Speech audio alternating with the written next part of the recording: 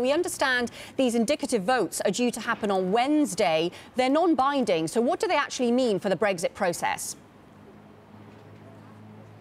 Yeah, well, we'll have to see essentially where this takes us, Neighbour, because a number of avenues still remain open. Yes, Parliament moved to take back control yesterday, but so far they've just taken back control of the timetable. That means we will have these indicative votes on Wednesday, and we'll have to see whether Parliament can come to any conclusion as to what to do with this new seized power. Indicative votes essentially means, well, there are a lot of things we don't know about the process yet, but it seems to mean that parliamentarians will be given a piece of paper with a lot of options on it and asked to vote on them, possibly to rank them and to suggest which of the options that they could live with, so that all the voting can be done in one go and not too much time is taken. As you say, though, this isn't necessarily binding. This isn't binding on the government. Theresa May has said she won't be bound by what Parliament says. The government saying it was disappointed by the defeat yesterday. It upends the balance between the democratic institutions and sets a dangerous, unpredictable precedent. No doubt the government very disappointed. They lost 30 votes to the other side, and they actually lost 3 ministers in the process, Naira.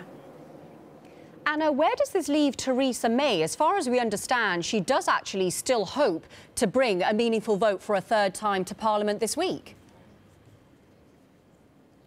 Yeah, absolutely. She said earlier in the day that she still hopes to bring that vote this week. She doesn't plan to do it today, as had been talked about last week in Brussels, because she doesn't have the votes. She doesn't have the support just yet. But that's what's interesting about this indicative votes process. Yes, on the one hand, you see this as the Commons seizing control. On the other hand, the result of this could be that the Commons gets control of the timetable and then tries to find a way forward that looks like a softer Brexit. And then that could be used to try and persuade the ERG at the right of the Conservative Party and the DUP to come on board. There are some signs that perhaps Jacob Rees-Mogg, who leads the ERG, might be amenable to that idea. He suggested that if the DUP comes on board, talking last night this was, if the DUP comes on board, then he could be persuaded to back the deal, hold his nose and back the deal. The noises from the DUP, though, don't sound quite so positive. Actually, in the House yesterday, we had Sammy Wilson saying that Theresa May was using scare tactics against them. And let's not lose sight of the fact that there are many outcomes that still could